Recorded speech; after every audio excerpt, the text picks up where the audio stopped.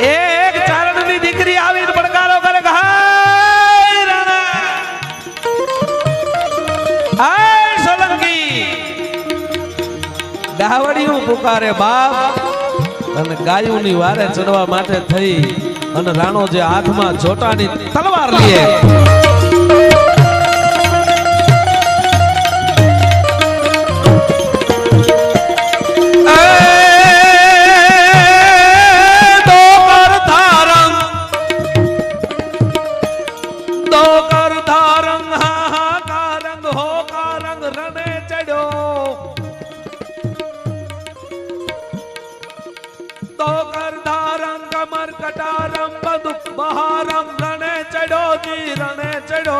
રણે ચડ્યો